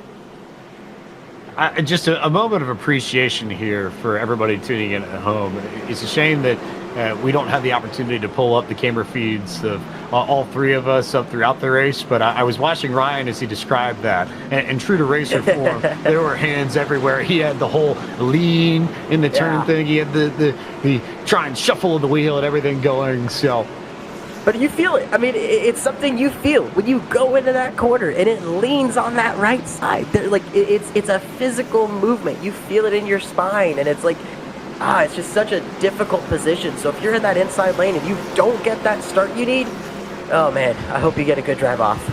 When you get that lean in real life, how close does it compare to the sim, by the way? Oh, I mean, visually it's spot on.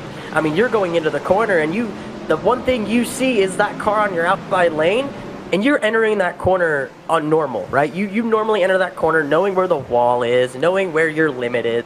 But when there's a car there, when there's a car on that outside lane, you don't know if he's going to go and run that top lane, or if he's going to go and try and run the middle lane. You don't know if he's going to try and pinch you down. So it's a tough and vulnerable spot to be in as we come to the restart here with 10 to go.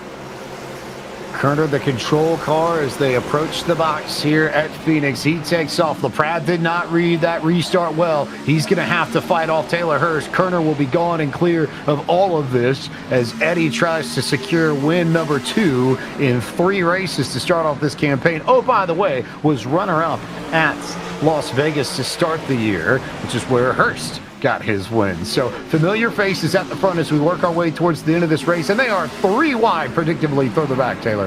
Hold on to your horses, ladies and gentlemen, as they try to make sure, can we keep it clean and green as they go 3 wide off turn number 4. There you see Vendaval as well as Nate Stewart and company trying to just find their way through, snaking as here comes Tyler Gary. Power move to the inside as he tries to get around Taylor Hurst. Gary tried to send it in as deep as he could, but Ryan Vargas is only so far you can go before you start running up and into somebody else, and Gary decided that discretion was the better part of valor and checked out of it. Yeah, you saw how edgy that car was. It was sliding. It was swinging that rear end all the way around the corner. He was just trying to hold on to it. But you get a look at Ryan Luza here in that 80 car. He's rolling to that top side here. He's finally starting to crack back into that top 5, and he's going to try and work to the outside of Taylor Hurst. Isn't going to get there, but he is going to be able to maintain on the outside of Tyler Gary.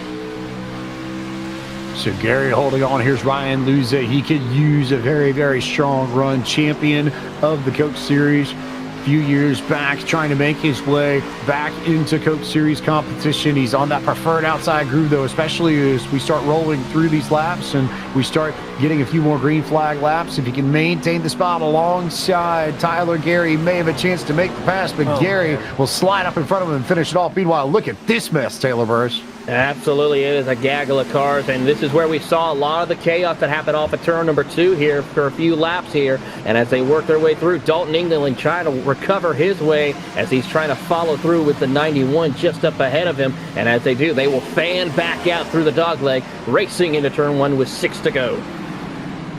Eddie Kerner still in control of this, 3 wide all the way further back, although worth noting, again, top 30 are the ones that make it into Coke Series free agency eligibility, so there's not as much pressure to try and race for a top 20 position, Ryan Vargas, and I wonder if that may affect how these drivers race in the final 5 laps compared to the way they would have done it even last year. I'm going to be honest, I don't even think they care at this point. They're hustling. You see Champagne leading the charge on the inside lane. It's just, everybody's jostling here, right? It's 5 to go. They know that every position is points gained for that free agency spot, right? So at the end of the day, you're throwing that out the window. Now you're in full send mode. 3 wide there in the middle of the 32 and the 54 making contact. Here comes Malik Ray down in the bottom. He bounces off of Colin Keister. Blaze Crawford almost got into the back of the 32 machine. Dalton England, nice rebound for him. Great credit to England, who was buried deep mid-30s about halfway through this race, and now it's a spot in the top 20, and Quentin Warman's going to go around again. I saw Colin Bowden just Tokyo drifted pretty much through the middle of turn 1 and 2 and unfortunately could not recover. Comes right back up into Quentin Warman. A tough break now as we're under caution with 4 laps to go. Oh, man. Yellow flag out, short run to carry us home, and green-white checkers likely going to be in play for Eddie Kerner to try and get win number 2, the second in a row in this 2024 eNASCAR Contender iRacing Series. And I think that we'll keep an eye here and see if anybody decides to pit amongst some of the folks up front. I think there's value to it somewhere, Ryan, but before we talk about pit stops, let's take a look at the replay, see what happened with Warman and McCandless and company. Yeah, well, it all starts around that 17 car right there, right? Colin Bowden, he's in the inside here, inside lane. They all get jumbled up here. This is where we saw that 4 wide stack with Malik Ray right there. Colin Bowden he's the car, kind of the lone car on the inside there. He gets knocked out of line there, gets loose, and now, I think he expected more room. He washed up the track hoping for some more room and comes back up the track and just can't keep the front end under it. See McCandless get involved. Just nowhere for some of these guys to go. McCandless, Warman, I think, was that Christopher Hill maybe that might have caught? Couldn't tell the white car there at the very bottom that just caught Colin Bowden at the very, very end of that. Could not quite tell who that was. But thinking about pit stops, where's the value right now? Is there any value in trying to come down to get tires, depending on where you are in this field? Well, if you're in that top 10, top 15, I'm torn. I would say no. I mean, we see a lot of guys right now staying on track, so that kind of answers our question there, right? I don't know if pit road's open yet, but at the end of the day, too, but if you're one of those guys in 22nd, 23rd, 24th, if your car is relatively clean, not too damaged, and you think if you could bolt on 2-4 tires and try and make a charge, you could probably make up a lot of ground with how many lanes this track has. And also, that's banking on the idea of us seeing multiple overtime finishes.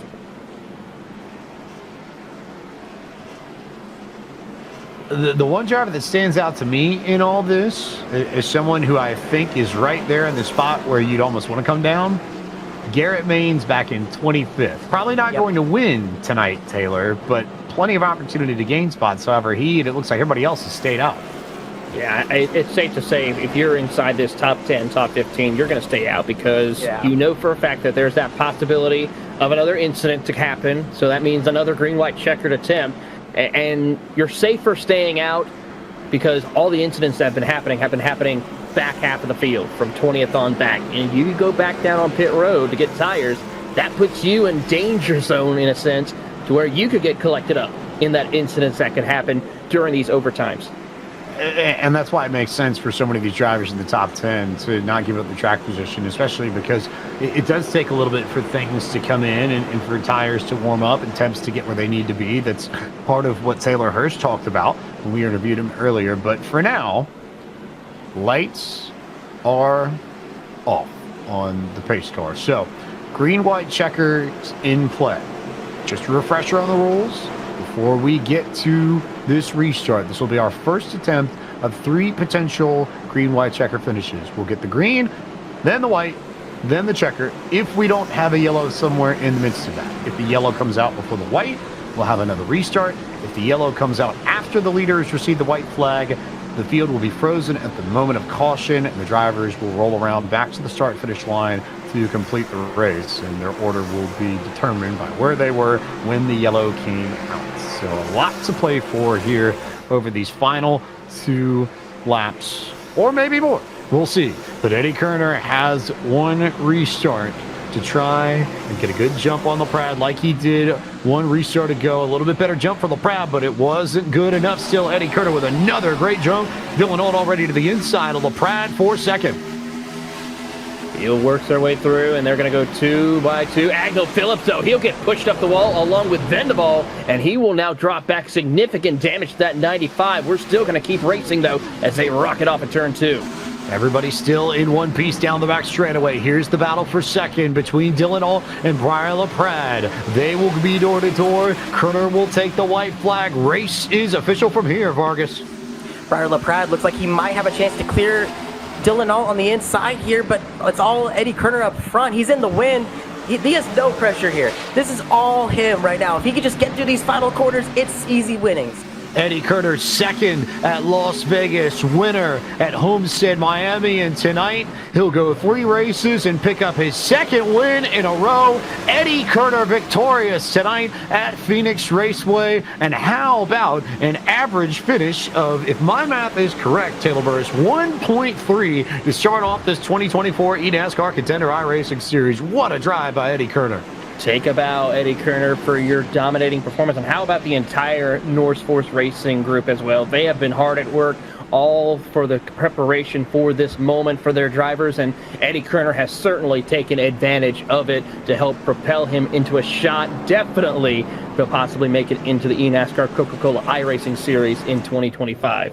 You know, Ryan, I look at Eddie's run so far, and it reminds me so much of the way that Donovan Strauss eventually found his way into the Coke Series. It took Donovan a few years to figure out how to race in the Contender Series. It's taken Eddie a few years to figure out how to get it going with these vehicles in the NASCAR Xfinity Series. But this is the breakout season in Contender that Eddie Kerner has been looking for, that I think a lot of us who have followed this group and these drivers believe that he's been capable of for a while. It's just taken him until now to really put it all together in one season, and here we are now. He's almost certainly going to be in the free agency mix. Absolutely. I mean, I've heard of Eddie Kerner for a while now. I've been watching him come through the ranks. You know, to put on a dominant season like he has now, winning 2 of the 3 races with the worst finish of second as we get a rundown of your top 10 here.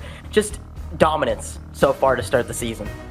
1, 2, 3, 4 for North Force last week. 1, 2 for Kerner and LaPrade to represent North Force at the top of the pile. Dylan Alt with his best finish of the season, 3rd. Taylor Hirsch with another top 5. Tyler Gary maintained a top 5 spot. Luza got a top 10. Bias, Busa, Mercurio backs up his great run at Homestead, Miami a week ago with another top 10. Nate Stewart ends up with the final spot in the top 10. Good run for the Kentucky native, Taylor.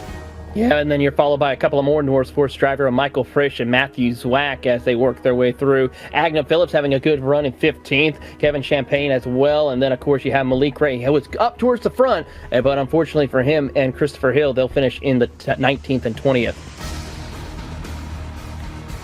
As we get a rundown from 21st to 30th, Colin Bowden, we saw him take that big spin really late in this race, rebounded for an okay 21st result. I know it's not going to be what he wants, but it could have been a whole of a lot worse. Ryan Doucette, Dalton England, Garrett Maines, Blake McCandless, a lot of those guys we saw collected in incidents. Colin Keister, Morton, Wyatt Tinsley in 28th, Timmy Holmes 29th, Quentin Warman in 30th. Final 10 names are drivers that are really going to have to pick it up. Blaze Crawford got spun on the last lap, was running about ballpark 22nd, 23rd, fell to 31st. Cade McClenny got caught up in incidents, as did James Winsell. Brad Wright, Connor Yarashak's dismal start to this Contender Series continues. Not particularly his fault, but it's just been the absolute worst luck for the qualifying series round 2 champion, who now is really going to have to dig into all that he is capable of in the final few weeks to make top 30. Then Jones, Bumgarner, Clampett, Alfalla, and Scott. We turn our attention to Eddie Ball, Eddie Kerner out of Chicagoland. Second win in as many weeks. He's with Taylor Burris in Victory Lane. Here with Eddie Kerner. Eddie, you talked to me earlier today about being patient and, of course, staying up towards the front to avoid the chaos. Well, it seemed to work out for you quite well with that strong run, and, of course, you were able to pull it off. Oh, talk to us about going now back-to-back here in the Contender Series. Very unexpected. Phoenix, I feel, is one of my worst tracks on the schedule. And something is just ever since the new build came out a couple seasons ago, something's just clicked, and I figured it out, technique wise and setup wise and all the above. I don't know where the pace has come from, but yeah, I felt we were the fastest car out there, and yeah, it was just fun. Fun to be able to drive through the field and then cap it off with a win. Absolutely, and of course, your organization that you drive for, North Force Racing, has had a driver in the top 2 for the past 3 weeks at least. I mean, how does it feel to work with an organization like that that's been able to help build up your capabilities to be able to perform at the levels that you have been this season? It's great with everyone on the team. There's so many.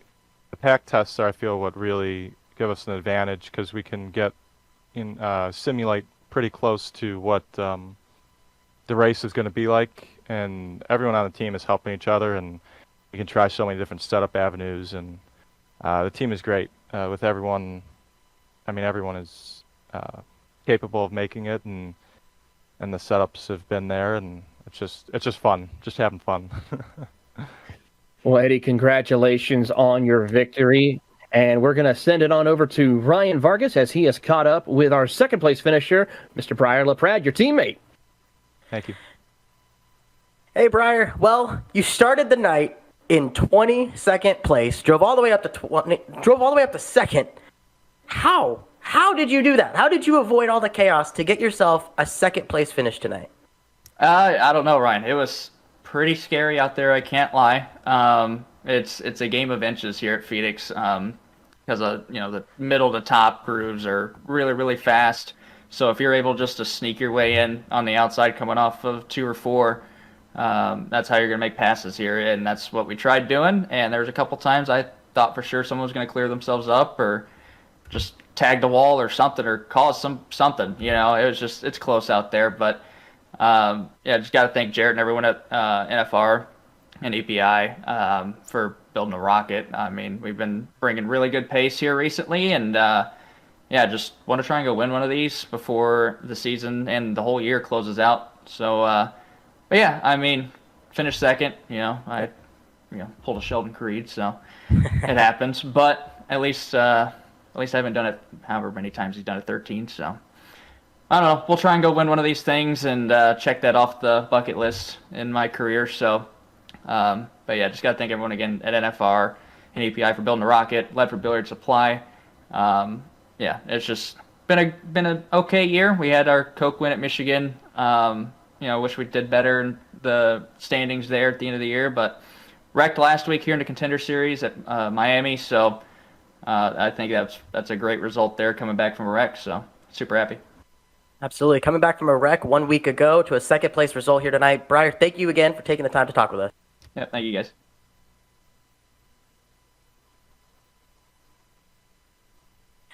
And Dylan, we got you up here in the booth now. P3 tonight, you were really, really strong all night long. You continuously fought yourself.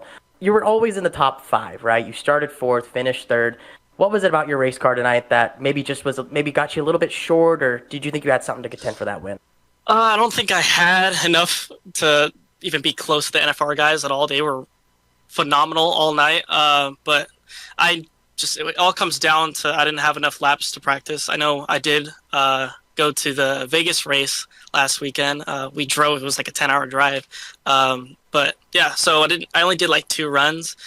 Just capitalized on qualifying. That's where I felt the strongest compared to my teammates. So just got a good qualifying lap. Didn't want to make any mistakes during the race, and got a top 3.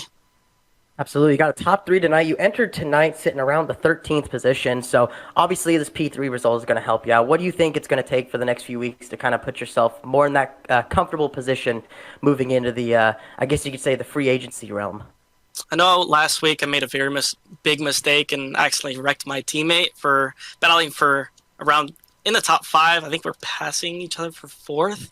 But yeah, netcode's been very bad. So just made a bad mistake. I just need to have the same race that I had today and capitalize on Q, make no mistakes in the race, and yeah, just make a name for myself in the top 10, and I should be good to make in the top 30 in points.